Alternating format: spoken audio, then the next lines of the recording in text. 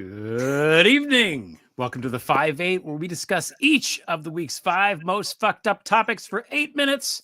5 topics, 8 minutes, 2 hosts, a guest, some singing, a lot of curse words, and as many cocktails as we deem necessary. LB, how are you? I'm well. I finished my tea before the show, so I moved Okay. on to water. It's so Wow, exciting over here. Yeah, you're living large. You're I'm living it so large. you're How are living you it so large. doing? How are you doing? I'm fine. I'm Yeah. fine. We do have a little announcement to make. Oh, yeah. I know that, people are watching this because they expect, 5 topics, 8 minutes each, the guest and the 2 hosts and all that. But what we've decided to do tonight instead, we're just going to like hang around and listen to music that we like for the next 80 minutes, if that's okay. That'll show our strength and prowess.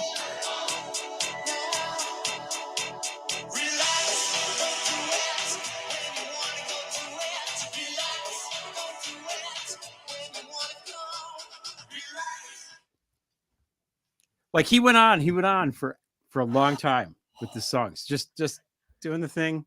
I mean, even Bill Clinton brought it up. I think people noticed that one. I think so. I think even Republicans noticed that of like, what is he doing? I think they are of 2 minds about it, and we'll talk about it later. Yeah. They're of the mind of, oh my God, this guy's horrifying, and they're a mind of, great, JD Vance will be president even quicker. Yeah. So those are 2 things that they're gonna keep in mind. But we'll get to that later. We don't want to keep our guest waiting. No. So let's shall we get to it? I think we should get to it. I'm going to put the timer on. Okay. Let's go for it. Okay. All right. You go. Topic Kavanaugh. numero uno. Kavanaugh. Now, people who don't know us for years and years might not know that you and I met really and started talking to each other off Twitter because of Kavanaugh. Because we were, we would talk about this guy and all the weird shit with his finances and the baseball tickets. And yeah, I mean, and it started, I was with Lou New desperately trying to find a journalist to carry the story. This is during the hearing, before Christine Blasey Ford. Right. And we knew he was lying. We caught him in lies. Other people on Twitter caught him in lies. There was a lot of information, public information out there about, oh my God, this guy's lying. And we were trying to get a journalist engaged in that. And you raised your hand and you're like, I'll run a story. I'll do that. You were the only one. Thank God. Yeah. That's sad, but okay. But we did a good job. I think I'm very proud of what we produced. Yeah, I am too. Yeah. I think it we were on that beat for a couple of years. Hardcore. We were and continue to be, because there was Kavanaugh news, and we alluded to it a little bit last week, but I want to go into a little bit more detail, because last week Senator Sheldon Whitehouse, was on my podcast this one time, released a report. And this is the title of the report. I'd love to read it in full. Yeah. Unworthy of reliance, the flawed supplemental background investigation into sexual assault allegations against Justice Brett Kavanaugh. So just to, and I wrote about this on Tuesday, but I feel like we really have to emphasize this here, right? So sexual assault allegations. Yeah, into Brett Kavanaugh. Plural, not allegation. Plural. Okay, so just a quick timeline, okay? Yeah. 2018, 6 years ago, 6 full years ago, okay? July 9th, he's nominated. September 4th, the hearings begin. September 13th, Senator Feinstein sends the Blasey Ford letter to the FBI, and it comes out after that. September 23rd, the New Yorker writes a story about a second accuser, Deborah Ramirez, which, September 27th, is Dr. Ford's testimony, which I think no one will ever forget. I mean, that was just a needle pin drop kind of thing. And there was so much anger after that and so much yelling at the senators. Remember, Senator Flake was in the elevator with people screaming at him. And so they were like, you can't just blanketly confirm this guy without an investigation into these allegations, plural. So Senate Judiciary of crimes. they say, fine, we'll let the FBI, they're going to investigate for a week. So the FBI spends a week investigating. And then on October 4th, they say, investigation's over. We found no corroborating evidence into the allegations. So all of the Republicans, senators, they're like, now, we believe Dr. Ford. Of course we believe her, but there's no corroborating us. So we're going to, because of the FBI investigation, it was very thorough. We're going to vote to confirm this guy anyway. Well, lo and behold, the FBI investigation that took one full week was not thorough. They did not investigate. They did not interview Brett Kavanaugh. They did not interview Dr. Ford. They did not interview anybody really that was, there's hundreds of people they could have interviewed to get they didn't do any of that. So basically they avoided anyone that could have corroborated anything. And then they sat on it. It's as if that wasn't bad enough. They sat on it for 6 years because Senator Whitehouse has been trying to get this explained for years. He was on my show 3 years ago complaining about this, right? And, it didn't work out. So finally, thanks, Chris Wray. Yeah, Chris Wray's there. Okay, he buried it. Now I know, I get it. We had Frank Figluzzi explain the FBI, they could only do, X, Y, and Z during that week. Fine.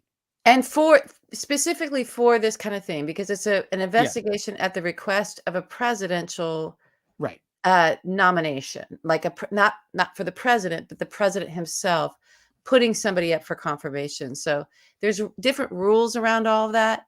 Yeah. But still. But even so, okay, the week's over, investigation's done. You're the Federal Bureau of, what is it? What's the word there? That third word? Oh, right. Investigation. You're allowed to open your own investigation, right? Is there? Yes, you have because to wait from on high come in to say there's crimes here. Yeah. And even if the statute of limitations is up, he perjured himself if these things are accurate, right? Yeah. So they didn't do that. They took all the tips that all these people, hundreds of tips that people sent in, and they just threw them in the wastebasket effectively. This was during the Bill Barr AG era as well. Yeah. Just as a reminder, the head of the Department of Justice was Barr, who was, burying everything. He's the cover-up general. Epstein, what happened with him, like everything. Going back to the Iran-Contra, he's the bury guy. That's what he does. Shove it under the rug. Yeah, that's what he does. So anyway, remember there were also, I think, 83 ethics violations or allegations against Kavanaugh when he was on the DC circuit from other judges, which John Roberts was like, fuck it, we can't do that. John Roberts tanked it. Hey, but who could have done it and who was Kavanaugh's kind of boss on the DC circuit? Merrick Garland. He knew about this. He's the fucking attorney general. And he was like, I guess, I don't know, too busy crying at press conferences to open investigation. So this is very angry making. It's a disgrace. And now we have, one sexual assailant on the Supreme Court was more than enough. And now we have two, and we're stuck with this guy until they arrest him or they impeach him or, Well, I mean, the good Lord takes him away. You've had tips and people, incredible things. Anything about the credible, the folks that that were telling you the truth and showing proof, but they didn't want you to, they weren't ready to go on the record. But you want to talk about any of that? I can't say too much, but I have been told things. Yeah. And let's just say that from what I understand, from what I've heard, it's not like his I like beer days are in the past. Let's just leave it at that. He's a and I like beer on school grounds. I don't even think that's in the past. I don't think that's in the past either. I'm not sure, but I don't think so. Yeah. So I don't know. I don't know where we're going with this. I don't know. Why him, LB? Why Brett Kavanaugh? What is so special about this guy? Well, I think there's a connection between the amount of dirt on him, and why he's the guy. If you've got that much dirt on you and you're being protected from any of it being released or exposed, you're pretty much going to do whatever the president wants you to do, especially if he's going to contest as an ex-president contesting a president election and wants a specific ruling on the Supreme Court. I mean, he already got immunity out of him. He did. He already got immunity. He got immunity out of him. I just want to say one thing about it, and it's kind of leads into the next topic. Don't let me forget to set my timer for that. It's without journalism. I mean, this is Senator Whitehouse, right? And so he's working. So without a truth seeker with power and means to get to the truth and eventually have it exposed, whether it's a FOIA request that eventually comes through or a senator demanding it, or a journalist hunting down the story and doing the hard work of actual real journalism to get the facts and the truth out there. When it's cloaked in that kind of agreed upon secrecy, because you have an entire political party with tremendous resources, right? The Republicans have a lot of money and a lot of powerful people engaged, right? That control our discourse, all of that, in the tank for this guy, in the tank for the whole party, in the tank for a criminal. I'm not slandering him. He's a criminal. He's indicted. I don't know how many times. He's convicted. He's adjudicated rapist. Convicted of fraud, and his track record extends way back before he ever ran for president, but certainly those crimes are the highest crimes. Whether they get investigated or not is about having all these people in the tank for him. So what it's like is we know something when that's all happening, when there's this agreed upon, we're going to keep the secrecy going. We're going to play a game. We're going to say, like the Republicans say, well, we need corroborating evidence. Meanwhile, knowing full well that the FBI has been instructed to bury all corroborating evidence. And they did it for Donald. Don't follow up anything that will corroborate first-person testimony, knowing full well that that seems like a Lindsey Graham trick, right? Lindsey Graham coming up with it. That's exactly what the senator is going to say. Just, okay, we did it, but we don't have this one thing, this corroborating evidence. So therefore, we got to push this guy through because the investigation wasn't fruitful. So it feels all weird, all off. We know something's going on, but we don't have the facts because it's being hidden from us. So again, when the facts come out, this is what it looks like they're doing. Like it's like a curtain pulls away and we see Republicans going. It's like the worst magic trick, right? Like it's where'd it go? Or like they throw the ball. Oh, it's empty, right? We see it. We can see the bullshit. Okay. This happened. This takes us into our next topic. I'm going to set the timer. This was, to me, the same thing that we saw with Kamala, a sort of bait and switch with sitting down for the Fox News interview, right? That guy, Brett Baer, he knew they were going to play the wrong tape. He knew he was going to set something up. She was in front of him and they were going to play something else and engage her in the kabuki. Mm-hmm. I even thought he said later on, I didn't know she would, there was punditry saying, he was surprised that she called that out. She called it out on the air on Fox News. Very powerful, right? Yeah. You both saying, that's not the clip of him saying enemies within. You've edited it. So she's naming the game that they play. She's doing the work in real time that Sheldon Whitehouse was going, this is my suspicion what I think happened, but I got to wait till I get the facts and the proof. Right? The thing that journalists do. Okay, we're following a story, we're following a lead. We know something's off here. We got to button it all down and then we can get the real truth because everybody knows there's a magic show happening. And you're either there for the entertainment of the magic show. Some people believe the magic show. They buy it. Oh my God, he cut a girl in half. How did she go back together? I don't know. It's magic of Fox News, right? And then the rest of us are like, this is a bunch of fucking bullshit. This is bullshit. Come on. What's really happening? So Kamala did that in real time on that Fox News interview. And although I understand the value in her doing that, I think it was valuable for her to go on Fox News. I get that there might be people who are tuning in and watching it on that network, even if they don't watch the news regularly, and maybe finally tuning into the debate. And that's the network, 7 million views. It got a lot of views, right? It's a big, big network. So I get it. I just think there was a glint in his eye when she reacted and called him out on it.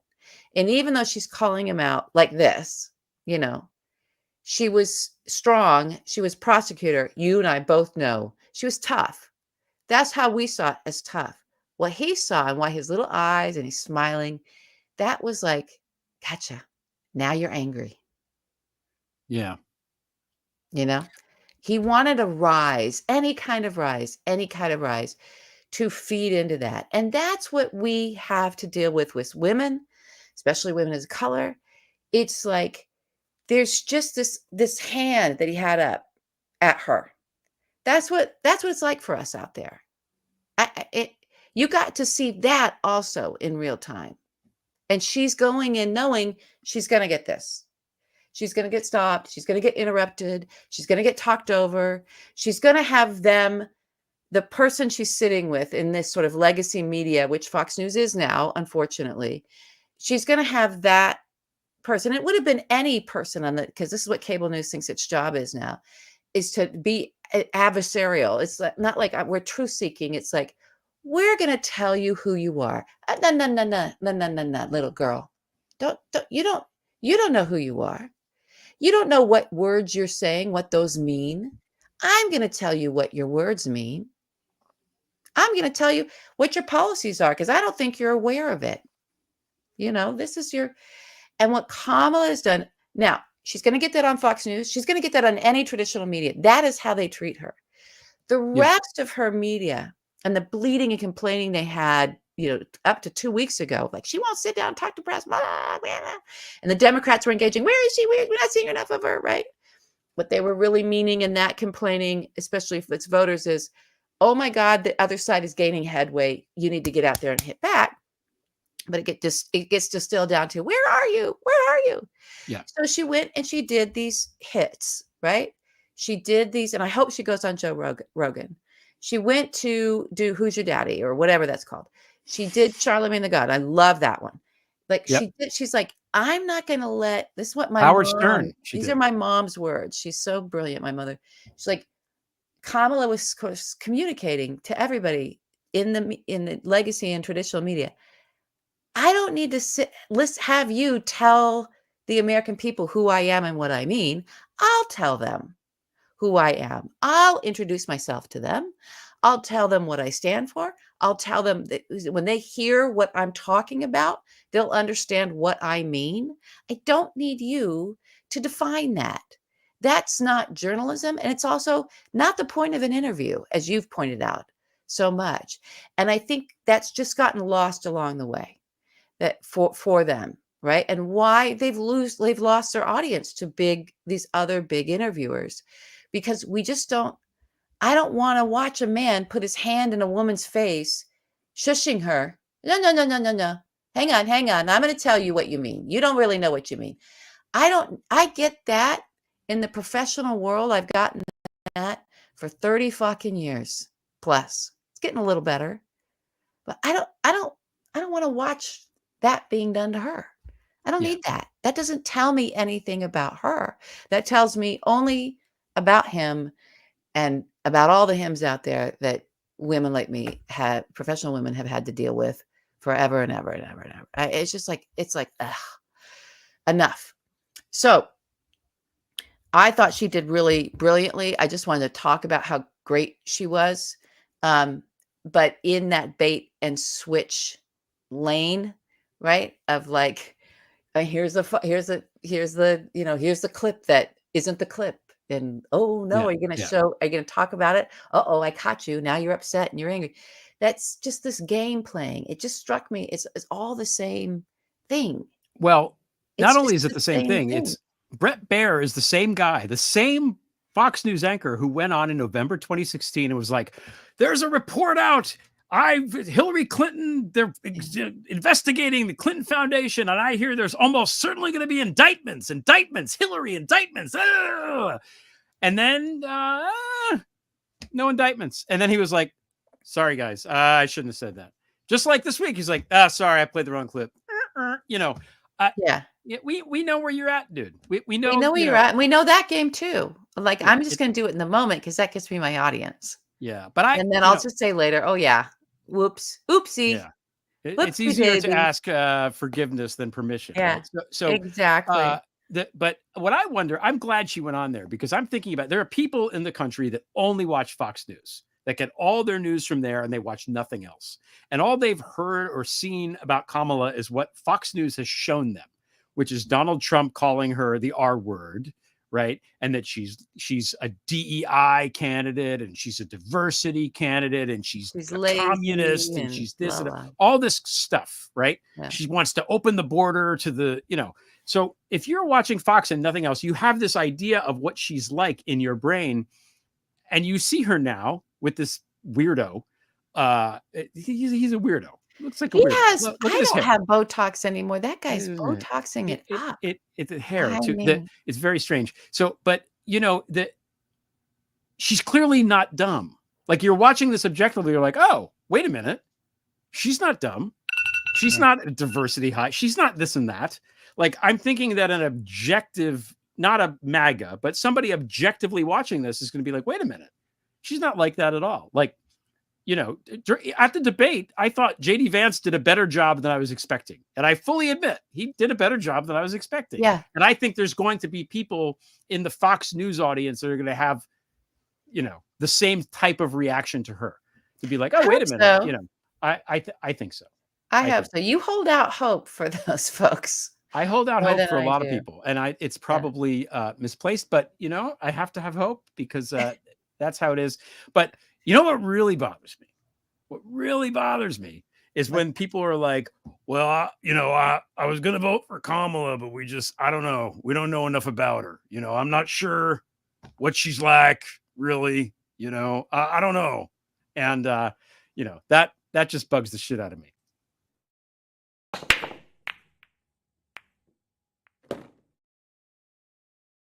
Done. It did not play. I'm going to try it again.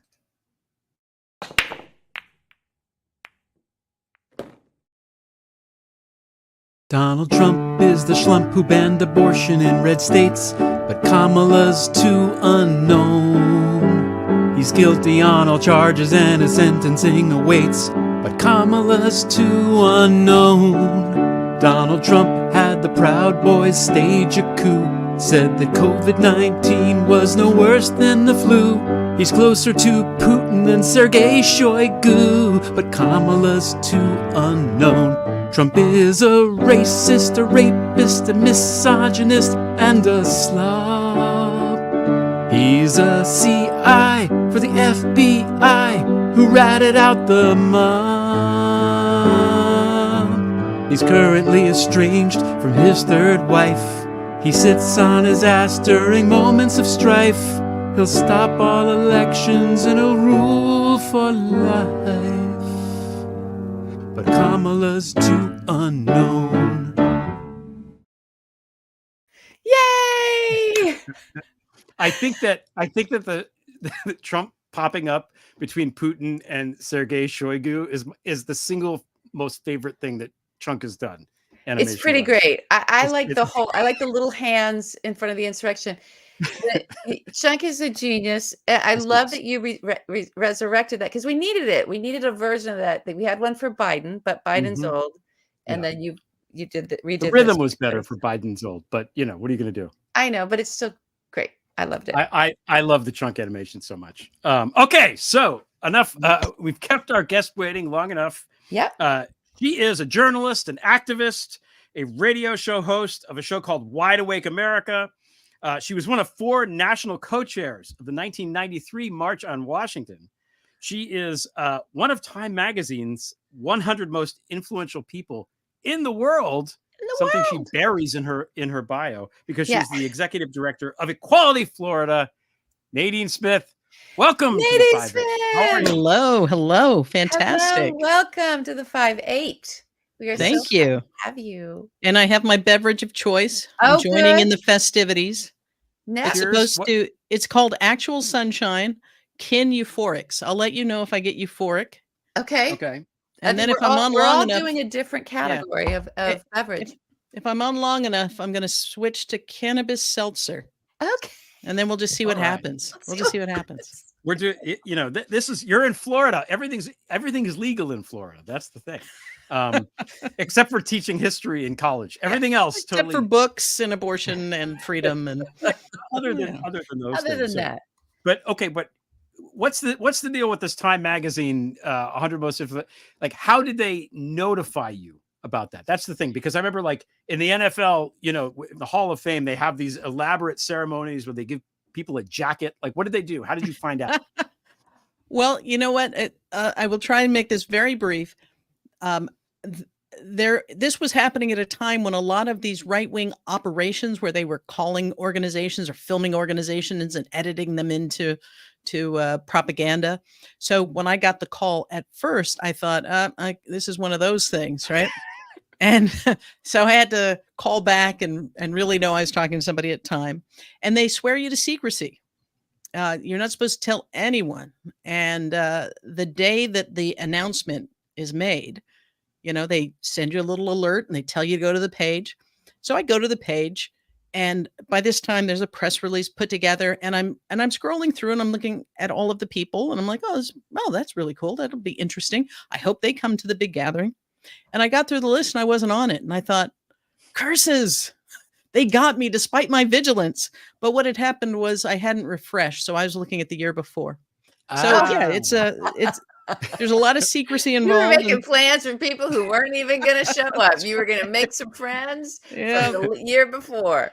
Yeah, but it was it was lovely. The best part about it was going to the big gathering, and they put me at the table with the science, you know, the mRNA vaccine researchers, and you know, the Webb telescope, and I loved it. I loved being able to just have these conversations with the rest of the folks who were on that list that year. Wow. Wonderful. Yeah. Wow. Yeah. So what do you think now? Kamala's done all of this media tour for the last 2 weeks. She's been everywhere. So what are your thoughts on that? How do you think she's doing, and how optimistic are you heading into this last home stretch? Well, you know, I vacillate between dread and a belief that just as the red wave did not materialize, and in fact, what we've been seeing is much more evidence of a blue wave building. I thought the media tour was masterful, and in fact, I think that the Harris-Walz campaign has come to understand something that others did not. That Republican challengers to Trump didn't understand in 2016. And there's no more of this when they go low, we go high. You know, Barack Obama is making jokes, you know, now. But I think that there's a willingness that what we don't have any longer is an intensity gap where they say, you know, the most outrageous things, and then progressives try to respond like rational human beings who were raised with some manners. And instead it's just like, yeah, we'll make couch jokes. Sure. You know, we're going to say how despicable your positions are, and we're not going to spray perfume on it. And so I do think that I think there's a sense of that we are seeing the real Kamala Harris, and we are hearing the real Tim Walz, you know, snarky, folksy, all of those things. But it makes me think, number one, whenever Pete Buttigieg is on Fox, it's must-see TV, right? Yeah. But I remember growing up, I would always watch the 700 Club and the PTL Club because it was the most reliable place to get gay content. They would love to roll in the background, you know, San Francisco Pride or New York Pride. And so, yeah, there are going to be lots of people watching. Just because you're in a household where dad keeps it on Fox News doesn't mean you are aligned politically with dad. That's a great point. Yeah. I think it's been really important that she's gone right into places where she knew that tough questions were going to come her way, even if it felt like a setup, because I think there's a grudging respect that people have to have for the fact that she's not ducking the fight. And Yeah. Trump is ducking everything. He's ducking the debates. He's bowing out of 60 Minutes. He's avoiding any place where he doesn't think there's going to be a nice soft pillow for him to sit on while he, pontificates, while he does the weave, talks about Hannibal Lecter and car batteries and sharks and whatever else pops into his head. So I think the contrast has been absolutely stunning. And I think that she has, I think it's been a masterclass in how you fight back and don't allow yourself to be restricted by, Queensberry rules. Yeah, we'll throw elbows. We'll eye gouge too, because this isn't a game. We're fighting for our lives. Absolutely, Yeah. absolutely. Yeah. And I've always felt that way about like the abortion conversations. Like they're calling you a baby killer, and you're saying reasonable people can disagree. No. How dare you? How dare you think for a moment you get to decide what happens with my body, period. It's like, we say it with your chest. Don't let us never back down on these principles. And we are seeing that in this campaign. I love it. It's like we're not bringing the butter knife to the gunfight anymore. We're bringing a cutting knife, but baby steps, baby steps. Well, let's see. It might be a samurai sword. I like it. We might be behind them. Bruce Willis in Pulp Fiction. Let's see what we lop off. Okay. Okay. I wanted to ask you, because of Florida, and we were having a little conversation before the show, and I just kind of, you were talking about how, Florida is a lab, right? This is the front line. This is where this sort of experiment on what Project 2025 is going to look like nationally. We can look at Florida and see what's happening where you are. And I just wanted you to talk about that a little bit. Like, what are the experiments in the lab that Florida has cooked up for Floridians that are not only in line with Project 2025, but seem to be like that was a pre-rollout to see would it work? Will this kind of thing work nationally? So absolutely, if you could talk to that a little bit, since that's your focus there in Florida. Yeah. Well, I mean, Florida is a microcosm, and we've been dealing with Florida man squared, both DeSantis and Trump living here, and each trying to outflank the other to the right. And so, the result of gerrymandering means that constitutional ballot measures that are progressive tend to get 60% plus support, but we are governed by a Republican supermajority and have been for almost 30 years now. And so what that means is they have been able to do things without any of the checks and balances, without any of the guardrails. So you end up in a state where they ignore climate change, they ignore housing, they ignore the insurance crisis that we're dealing with. And instead, they focus their attention on book banning and curriculum censorship. Yeah. All of these culture war invented problems because they believe that they can, as long as there is a scapegoat, as long as there is outrage, then no one's paying attention to what they're doing over here. And so, yes, we end up with an abortion ban that effectively bans abortion statewide. We end up, being a state where the majority of tenured professors have their resumes out, where our universities are plummeting. They're raiding our public school coffers to fund unaccountable private schools, charter schools. All of these things are happening, and they are all part of the Project 2025 plan, which is fundamentally to raid the public coffers, to privatize everything. Piracy. It's piracy. Absolutely. It's piracy. I mean, they're gangsters. Florida has been run by gangsters for a very long time, so they come by it honestly. Well, and listen to this. Only because of a whistleblower do we know that they were auctioning off the most pristine lands in our state to a golf course, right? And talk about that a little bit. And we, so it came to light that there was a plan to take pristine state parks and basically auction them off. And the idea is this bait and switch where you say, oh, you know what, we're going to do it for a nonprofit that supports, in this case, Tuskegee Airmen. In other cases, it'll be, wounded veterans, something that feels unassailable. And yet the plan that was unfolding had this clear scam nonprofit that's just sort of propped up. And once it came to light, the governor said, oh, no, this was just back of the napkin discussions. Well, further investigation shows that it wasn't just one piece of public land. There was a whole plan in place, probably cooked up at the moment that DeSantis was at his peak of power, where Elon Musk was introducing him on Twitter as the usurper of Trump.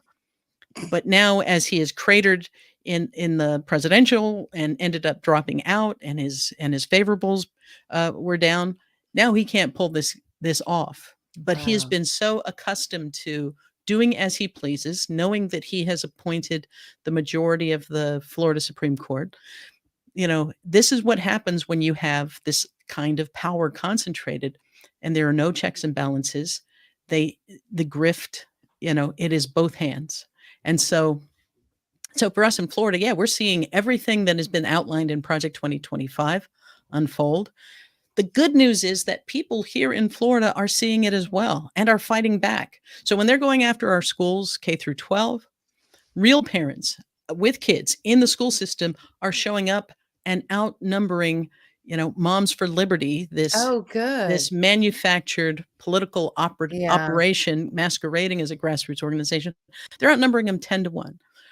In this election, there were candidates asking Moms for Liberty and DeSantis not to endorse them because it was the kiss of death. And so we are seeing the tide turning in Florida. We're seeing Democrats outpacing Republicans. The mayor of Jacksonville is now a Democrat. The special elections, Democrats were winning.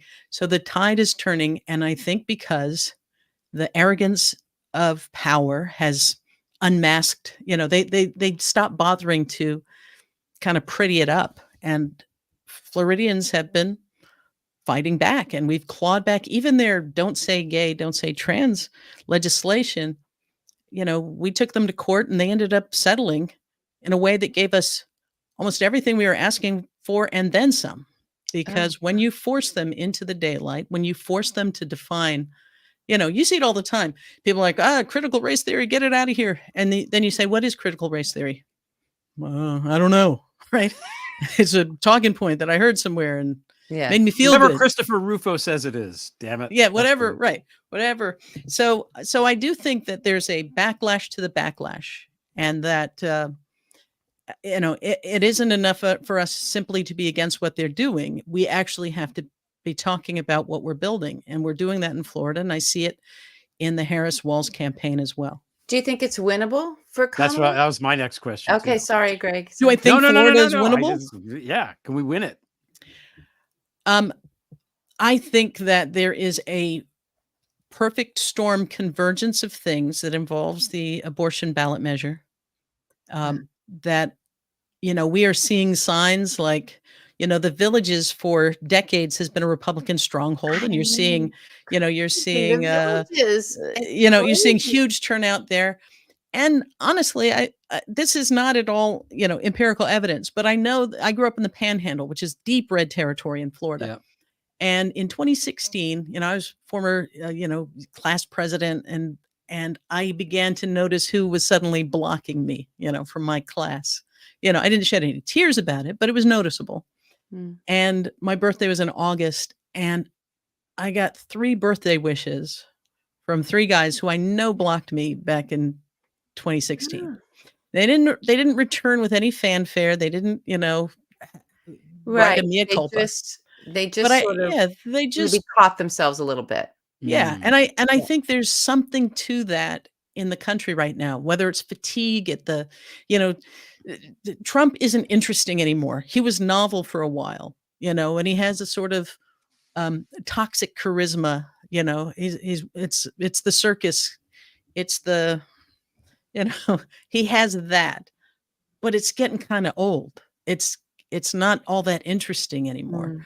And that's why I think you see people flooding out of his rallies, and why he's so super sensitive to it. And so I think there's a little bit of, can we just have a high school reunion and let and set all this stuff aside? Can we just can we have Thanksgiving and just Aunt Carol, can I have the rolls recipe and we can stop talking about QAnon? I do think that there's some of that that's unfolding in the country. So that's why I think that there's a possible perfect storm where Florida could go blue. Wow. But, to me, it's we're going to run through the tape, whatever it is. Yeah. But it is going to be closer than it's been. And who knows? There's a wave that's building. I don't know whether it will crash down in time for the November election, but it will crash down and Florida will be a different place. We'll be cleaning up the mess of Ron DeSantis long after he's a footnote, but I do believe that the tide is turning in our state. Wow.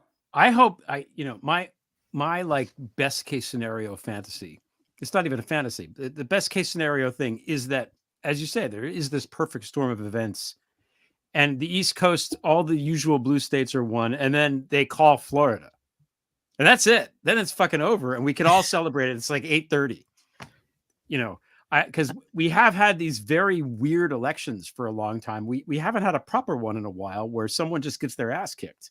And I think there's a chance. I'm ready for the ass kicking. I want to go to bed. I want 9:02, man. I want to smoke my cigar. It's too much to ask. Well, but you know what? This is the thing that I think people are also tuning into, which is, Harris Walls have created a campaign that with an umbrella big enough to include Liz Cheney and, and Bernie Sanders, right? And it really sort of is American democracy versus whatever the hell this is Trump is doing, whatever this weird dystopian trad wife madness that JD Vance is, everything. The ick factor is so strong in these guys, but that's really what it feels like. It is sort of an Avengers Assemble moment, and these are not all easy alliances, but I think it is the bright line that everyone sees that this fundamental attack on the possibility of democracy in America has got to be met with everything we have. Bravo. I love it. Now, that might be a clip that ends up going around. That's going to be a clip. That's why we had to pause at the end. Make sure we did a good clip. So you mentioned the perfect storm. And of course, there's been several perfect storms in Florida of late, which have affected you, just pummeling into across Central Florida. So first of all, how is everything there? What's the situation like on the ground? And also, Trump is a climate change denier. Are people in Florida starting to wake up to the fact that, hey, maybe this thing has some, because the insurance bill for my homeowner's insurance, they sure seem to think that climate change is the thing. Yeah. There was a meme going around that says, you might not believe in climate change, but your insurer does. And so, yeah, I think there's three ways that this is really showing up. One, people are living with the fact that, we've never worried about flooding, and we had sandbagged everything in our house. We were mandatorily evacuated because of the possibility of 10 to 12 foot waves hitting. I think a lot of people who have never had flooding had flooding. A lot of people who've never had to evacuate have evacuated. But I also, because of the relentless attacks on immigrants, there are, in the Panhandle where I grew up, were it not for migrant labor, people would never have gotten their businesses back up. They would never have gotten their roofs put back on. Mm-hmm. And so the cognitive dissonance of one day thanking, and bringing a casserole to the crew that is working to save your childhood home. And then the next day, going to a rally, dehumanizing the very people whose work has saved your home.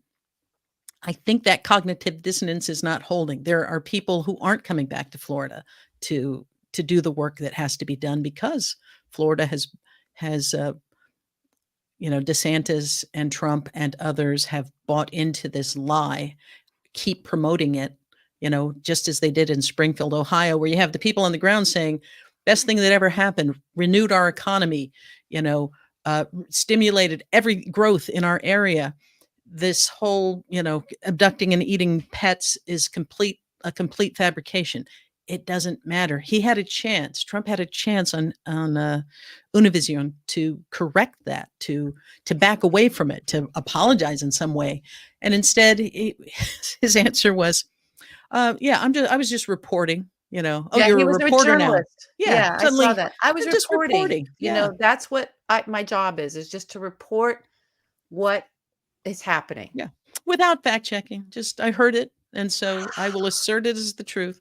So yes, I do think that Floridians right now are kind of going, why is our governor talking about these weird esoteric things that don't actually impact our lives, and ignoring the things that are clearly making our state unlivable.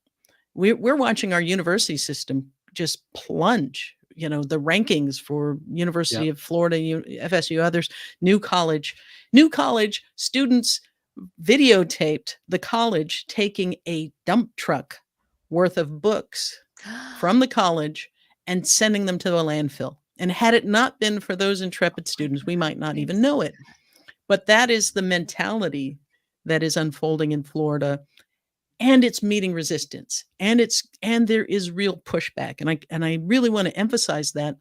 There's a professor named Stephen Prothero, I think at Boston University. He's written a book that the title of, I'm not going to get it exactly right, but the essence of it is backlash is a lagging indicator of progress. By the time they mount the backlash against you, it is a tacit confession that you have already won. It doesn't mean that it's not going to be painful. It doesn't mean that they're not going to do a lot of damage. But in the moments like this, I think it's important for us to think of a slingshot being pulled backwards. It can feel as though we are being dragged backwards. But once we break their grip, what they have really created is the dynamic tension necessary that will propel us not just back to where we were when the backlash began, but forward. And we saw this with marriage equality. We saw 38 ballot measures in a row where we lost, and then we started to win. One state after another, until it became the law of the land in fairly short order. And we're in that moment right now. And I think it's important that we have optimism, not just about this election, not complacency, not a sense of inevitability that we will win, but an optimism that things are being built in the trenches of this fight that are the infrastructure for that incredible rocket boost forward. I love that so much. Okay. Let me get some more. I'm going to get some more euphoria. So that's it. I feel you working. And there's no intellectual underpinning to this shit. Like I never listened to Chris Rufo, and this is the guy that DeSantis has put in charge of all the universities in Florida. I never really heard him talk before. And then I watched a clip of him and I'm like, how the fuck can anybody listen to this guy for more than 15 seconds and not conclude he's a dipshit weirdo? Like, no, he should have be nowhere, anywhere near any sort of education system. He's clearly an op. What we're calling weird is really this incel energy. It is this sort of social anxiety, awkwardness, insecurity, and they try to mask it with absolute control and domination. And so, and underneath all that really is it's this, and then it's a breathtaking misogyny is binding them together. Yeah, because they don't have the thing that they feel that they are entitled to have, whether it's they want a wife or not, or a girlfriend or not, whether that's their proclivity, what their interest is. They want the status of, I've got a girlfriend, there's an injury there for these men. I bring this up because there was a preacher, I can't remember his name now, I apologize. It was going viral earlier today. I saw it first thing when I woke up this morning. I was like, oh God. Oh, the talking guy about with the beard. the guy with the Yeah, yeah. beard, talking I'll about find how his name. women who Yeah. don't perform their wifely duties should be executed. Well, it is the And logical conclusion to their theology. I yeah, mean, it's grotesque and deeply disturbing, but these men do not want equal relationships with no, partners. They can only dominate. they want I mean, property.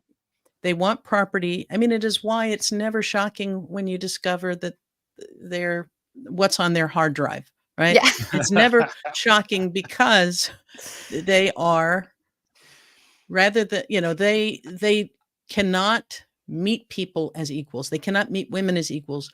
They really can't meet men as equals either. No. They need a hierarchy. I remember watching this guy who I can't think of his name either, but he's part of the manosphere, and he was going to interview Andrew Tate. I can't remember if Andrew Tate's still in prison for sex trafficking right now. Oh, he is. Is he? Well, he was a yes. guest on this show, and the guy was so excited that when Andrew got up to leave, I kid you not, folks, Google this. He got up and sniffed the chair. Oh, that's Andrew, the chair sniffer. He did that with Donald too. That's one There of we go. Barron Trump's kind of friends. And Yeah. Andrew Tate basically is saying he's such a manosphere guy that he says men who have sex with women are gay. Right. I was just going to say that. Right? Because this is how So this is the world turned upside down.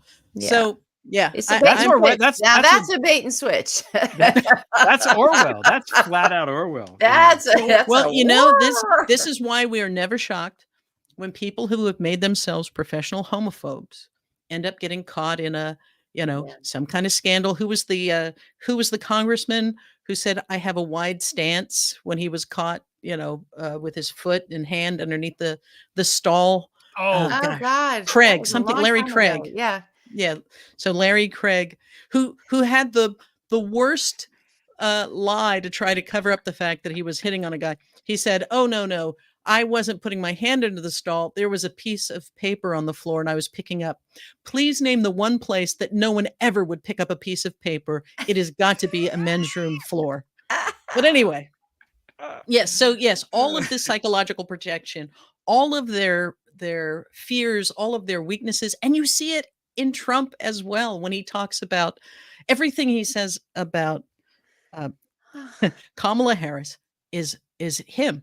Oh, she can't even read from a teleprompter. What did he say? As Eurasians? Because he couldn't read Arizonans. Yeah. Anyway, it's like everything he says about her, he's talking about himself. It is you can set your clock by whatever they say about any group. They are confessing who they are. Yep. That's what they're doing. Okay, so the guy's name is Joel Webbon.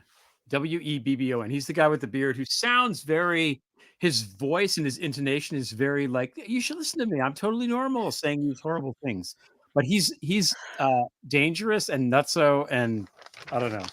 Let's have the FBI look at his hard drive. Okay. Now we must move on. We must move on. Nadine, of the Orange Menace. Yeah. So, okay. So set the timer, LB. I'm going to set the timer. Now we're on the clock. So we go back on the clock in the fourth segment, Nadine. You're sticking around with us, right? For this one? Yeah. With Happy to. Yeah. We've got to do it. 8 minutes on the clock. Yeah, he just stopped a Q&A and he was like, fuck it, let's just listen to music. And he just sort of awkwardly swayed back and forth like a skyscraper in a hurricane, and occasionally did the, that thing where he's milking the cows. Sometimes he was conducting. Yeah, because that's how conducting works. My mother-in-law, take that class at in Penn. the depth of her Alzheimer's, would do that. But she was a professional musician, so I don't know what, yeah. There's two different theories here. There's he has a very specific reason for doing this and the songs he's playing and all this. And then there's also, he's lost his fucking mind and he's completely melting down. So Nadine, where do you sit with this? What did you think when you saw that out of Trump? Well, I was talking to Noel Kassler earlier today, and this is somebody who worked with him on The Apprentice was old friend of the show. We know Noel well. And of course here's somebody who's been saying for years he snorts Adderall. Yeah. You know, his diet is made up of basically salt and fat, and that he does not take care of himself. And, you know, people who do take care of themselves, you know, he's the oldest candidate ever to run for president. So I think it's a combination. I agree that it's a combination of the long-term effects of abusing his body legally and illegally. But also I feel like he feels the, you know, the tightening of the world around him. You know, this is all or nothing for him. For, you know, it was, I've got to win because it's the only way I avoid the accountability for my actions. And I think he feels a sense of that slipping away. So I think we're going to see more and more erratic behavior from him, or they're going to completely hide him until election day. Yeah, I'm there with you. And then I think we've got a Vinny the Chin situation going on. There's something that he gains from being, you know, doing he's got the propaganda, the science of it down, and has had it down in a way that speaks to training, tasking, and experience with professionals who cook up the science of propaganda out of like military intelligence agencies. So, so I think all of that, you know, finally there's an apprentice person coming out. That's what, you know, I was sort of saying, not that I ever worked on that show, but I certainly knew the people who did. And, you know, what Noel had to speak is that, you know, he was horrible on that. And that was all a fraud. And he was going bankrupt, and they were desperate to bail him out to try to keep this thing going because it was a show. And he's an entertainer now, and he was playing a part.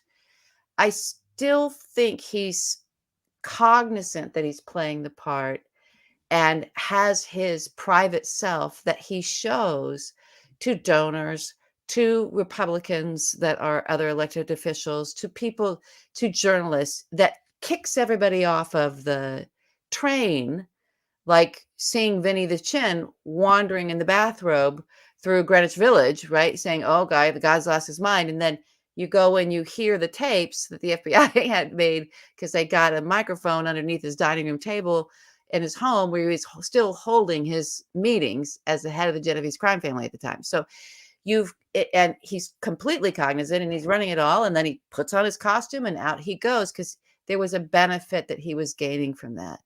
So when I saw that little clip from that Al Smith dinner, whatever it was, it was still Bill de Blasio. He's like, I'm sorry. He would had a little joke to do about de Blasio, and he veered away from it because his jokes weren't landing, because his timing, he's not a comedian. And then he was like, he was a shit mayor. I don't give a shit. He was the worst, but actually was saying what New Yorkers say, right? And without a care. And, you know, outer borough New Yorkers. Outer borough New Yorkers. Yeah. But most, it's like, it wasn't a great mayoral experience there. People have a lot of complaints about it. And he just sort of spoke right into that in that moment.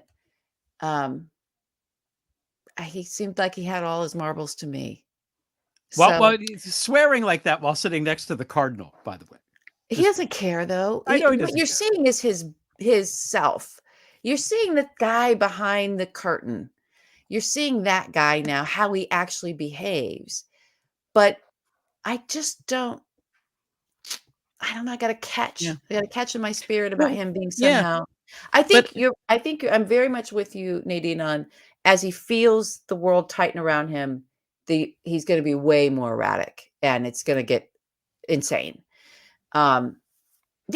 I think quite an insurrection. Yeah. I think all three things are true, though, at the same time. One, I think that what you saw the glimpse of, the mask slipped, and you got to see sort of the crass, you know, mobster persona that he tries to, you know, hold at bay with kind of a circus, you know, showman persona.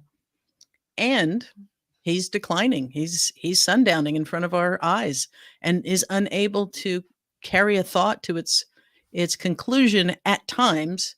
So he rambles on for 2 hours while the crowds thin and leave, and you have, Or and maybe Elon has introduced him to some new drugs, and that's what we actually saw. Really, truly. it could be. There's this unicorn drug going around, the Silicon Valley in LA. Maybe that's, maybe they're drinking like weed in a glass. That's what it is. It's cannabis seltzer. Have we gotten to the point? Have we gotten to cannabis seltzer point yet? Or are you still on the first one? No, I'm I haven't gotten to. I might crack this open. I've never had this one. Okay. Well, I thought, but what do you make of Melania coming out around the abortion issue? I mean, sometimes I think, you remember the movie with Peter Sellers, where he's the gardener and everyone thinks he's brilliant, but he's really not very intellectually sophisticated, but they take everything he says and being there. Yes. There's a little bit of that where it's sort of like, I'm not sure we should overthink. He's doing what narcissists do. He's sticking to his 3 rules. Never, never attack, never apologize, and create your own reality. Your own reality. Right. Never declare, never admit defeat. Here's something funny. Okay. We're on a show 6 days after another assassination attempt. It's just gone from the news. It's just gone. That was the Coachella thing? I don't know. No. This is the guy that Ivan Ranklin's guy that he drove that there. Was Coachella. I guess. Was it? Okay. He got a gun in the car and everyone's like, oh no, it's an assassination attempt. And it's like, why do you keep doing these assassination attempts? And why do you do them on Sunday when everyone's watching football? If you want to have attention paid, you have to do it at a time when people aren't watching football. I'm just, So in that sense, he is slipping. He is slipping. So, okay. I do have one more question I want to get Nadine's take on. Okay. So LB and I have a bet of 1 beer. Okay. If and when Trump it gets to the point where he's going to get his ass handed to him and wind up going to jail, or it looks like that way. LB thinks he's just going to flee. He's just going to leave the country. He's just going to, one day he'll be in Dubai or what does he say? Venezuela or whatever. And I say that he is such a homebody and he likes the omelet station in Mar-a-Lago and he's gotten away with everything heretofore that he's just going to stay put. So what do you think? Flee or stay? I can't imagine him fleeing to Russia to live in exile. I mean, I think the real question is, if that scenario unfolds, will we see more of a Spiro Agnew kind of situation? Will he turn on all of his associates? Will he cut deals to avoid prison? Here's the thing. That's how he made his bones in New York. Was cutting deals like that. That's the truth. Yeah. In late 70s, throughout the 80s. This is what he did. That's how he got away with everything. So when you become the president, there's no one above you to throw to the feds. Well, Putin. Oh, well, no, I don't think that national security, I don't think I don't think he can pull a Luciano and go and do a national security thing or Jeffrey Epstein. Right. We know from the reporting around that got out of his foibles and got things like talked down and everything because he was. I don't know. He might flip on Jared Kushner. He might. I don't think anybody cares. I think they. I don't. I care. I care too. Yeah. But I don't think. No, I think it's really he's part screwed. of an idea of will America put a president in prison? Does he deserve to go? Yes. Will America? Has it ever? Because we've had a few criminals in the White House. He's facing that prospect. Yeah. That man is not going to go to prison. No way. If he goes to Russia, he's going to fall out of a window. We know this, right? We know this. If he goes to Russia, he will fall out of a window. I'm happy sending him to like St. Helena or something. We could send him into exile like Napoleon. That's totally fine. Put him on one of those rockets that he loves so much of Elon Musk's and shoot him to Mars. Or he could just sit in the driver's seat of the truck and pretend to drive it. That's like fun for him, you know. Woo-woo. No way he's going to. It's great. It's He's great way too fancy. He is way too fancy for. I also have a theory that the reason he never learned to drive is because he doesn't have a brain that allows him to learn in that way. You know what? He is laying the groundwork for an insanity defense. That's what the He's 30 a minutes Vinny the was about. Chin. It's Vinny the Chin. Yes. I'm so, Vinny the Vinny Chin. Chinning it. I think Vinny you've the called Chin. it, LB. I think you've called it. By the way, he does God. drive in the movie. In The Apprentice, there's scenes of him driving the Cadillac. So He drove in The Apprentice. Okay, in the maybe movie. he could drive. I didn't think he could drive, but maybe when he was younger, we Maybe all when do he was silly things younger in our and youth. the cocaine was pure. He was. I Okay. don't know. So now is the time for announcements. So okay, Equality Florida. What's going on with that? Tell everybody what this is, how they can support your work. Yes. And any other announcements that you might have. Well, I will just say you can visit equalityflorida.org, find out what we're doing. Right now, I tell everybody Florida is the front line of a national fight, and you are all part of it. You do not have to be a Floridian to get in this fight, because this is an opportunity to repudiate Project 2025 in the place where it is unfolding in its fullness. I know I've been trying to put into the chat, folks are asking how to stay in touch. SmithNadine@mac.com. SmithNadine@mac.com. Please do keep in touch. And we are, Equality Florida, I think, really has led the charge in exposing not just the Don't Say Gay, Don't Say Trans work, but the book ban, the censorship. I think that we were a real monkey wrench in DeSantis's plans to portray Florida as this free state of Florida. And don't sleep on DeSantis. He still has that Rolodex of the broalition of billionaires. And in fact, many of them are now saying, hey, this is why we were behind him, because we saw this happening with Trump. And so the other thing I would tell people, I have a radio show, Wide Awake America, on WMNF. Tune in. I think you'll like the guests that we bring on and the conversations that we have. But yeah, Equality Florida, Frontline Florida is a national fight. You're all part of it, and you're all welcome to join in. We do lots of things that you can participate in, phone banks, strategies that allow you to participate no matter where you live in the country. So love that. Thank you, Nadine. Excellent. Thank you. Well, Nadine, can I just finish up for a moment? Yeah. Huge fan. Greg already knows I'm a huge fan because we got to have dinner together, and I got to. But I will tell you that the world beneath it. I think I've single-handedly, taken 1 million people to that place. Oh. And if I recommend it to somebody and they don't listen to it, I have to question whether we can still be friends. It's an amazing. It's you just became my best friend.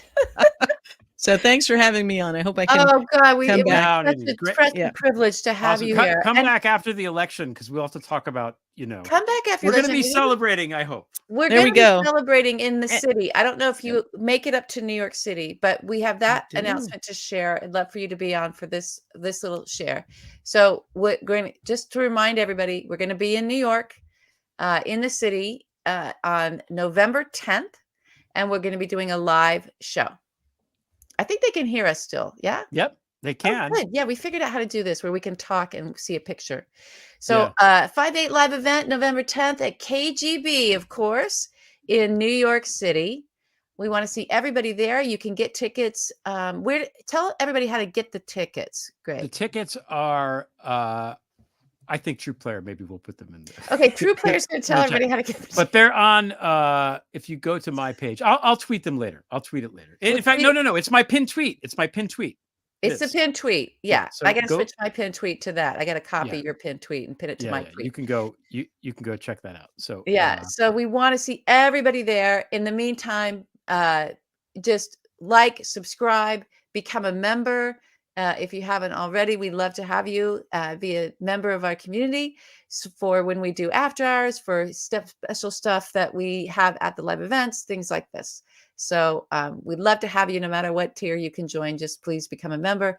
If you can't do that, please hit subscribe. Please hit this like button. We're trying to build our audience here because we're bringing you these amazing guests like Nadine Smith. Nadine, it was a pleasure. It was a real privilege. Thanks. And I hope you're okay with us pulling some of those clips of what you had to say. Go for it. Go for it. All right. Have a good weekend. Thanks again. Have a good weekend, Take care. Nadine. Oh, God. See, I told you she was going to be great. Oh my God, she complimented Not that you me, doubted and me, I'm but having a Donald Trump moment. Like, it feels so good to get a good compliment.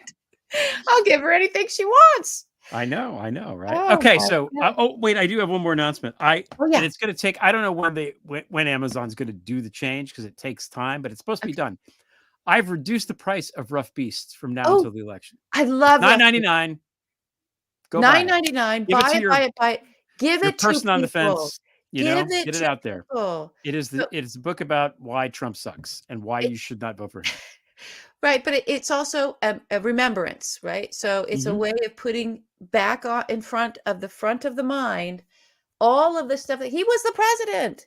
This man was the president. We know what he is like, what his track record is, and we know what he's going to do to advance the stuff that he already started, that we've been trying to, fix, but the Republicans are pushing forward. So I love Rough Beast. Everybody get a copy and hand it to somebody.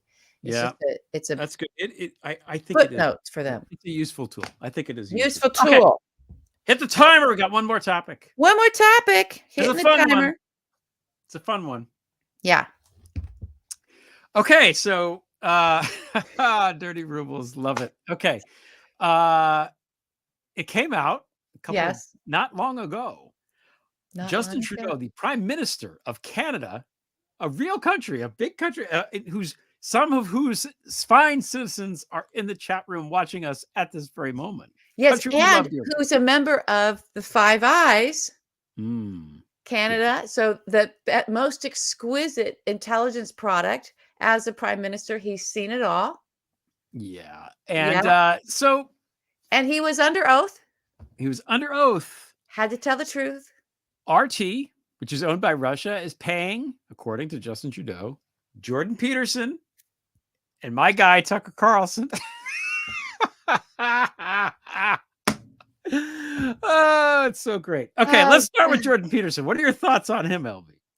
First of all, who he is to people who might not know. My mom doesn't know who Justin Peterson is. Yeah, Jordan Peterson, Justin, Jordan, talk about manosphere. So when we had in 2016, at 2015 and 2016, you had Don Jr. and he was cultivating all of and Steve Bannon. They were cultivating this sort of incel crew out of 4chan, right? To just this misogynist group to be trolls and kind of go after and, it's irony. Oh, we're triggering you and do their okays. Right.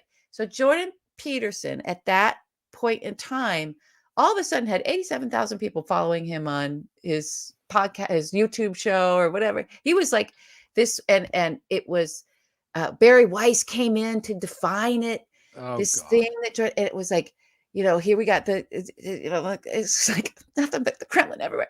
And she's defining it all as this is the intellectual dark web, right? The intellectual dark web where the intellects are, but they're in the dark corners of the web and they're cultivating. You couldn't say radicalizing whatever, but it's like, and you can't dismiss it because it is intellectualism. So Jordan Peterson rose up in that and got even Barry Weiss to and I think he was went on to become a member of this weirdo university they were going to start. But he's the whisperer, the incel whisperer to lost young men and showing them the ways and his sophistication, right, of who they can become. By trade, he says that and I guess got employed by the University of Toronto as a psychologist, right? And teaching psychology. That got called out by Trudeau as well, by the way. But I first saw this guy in those early days, and there was a picture of him, posing in his home, and it's like a Soviet orgasm around him. It was like the colors and the set design was all old Kremlin, and on the walls were these masterpieces of Russian art and oil, like what would be tens of thousands, hundreds of thousands of dollars at least for these paintings that are around him. I'm like, what did Stalin, like, is this, what is this? Is this Stalin's sperm come manifesting into everythingness all of a sudden? And his explanation for that was, well, in the 90s, when the Soviet Union collapsed, I thought, well, that'll be a good time to get some art. So I bought it all on eBay. First of all, the Soviet Union collapsed in like, what, 1991? Christmas Day, 1991. There was no eBay. Oh, yeah. There was no eBay. Right. Mm-hmm. You're right. There was no eBay.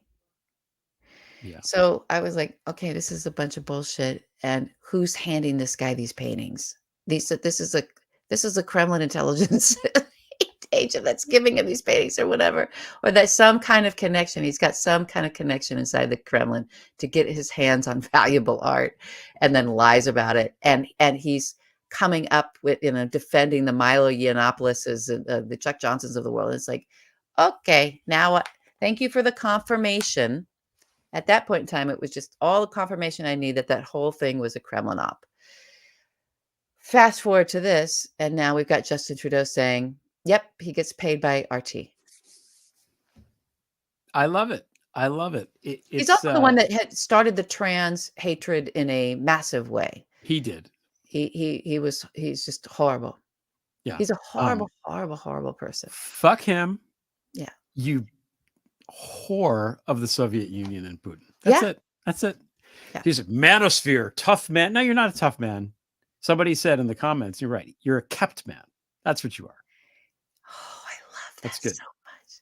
I forget who said it. Somebody in the comments said it. Comments, by the way, because that was a good one. That was a good one. I don't have my administrative controls this week, so you're going to have to post the comments. Find that one for me. Oh, yeah. Okay, next. Tucker Carlson. I mean, we should have been clued in when he was in Moscow interviewing Putin. But it gets better. Okay.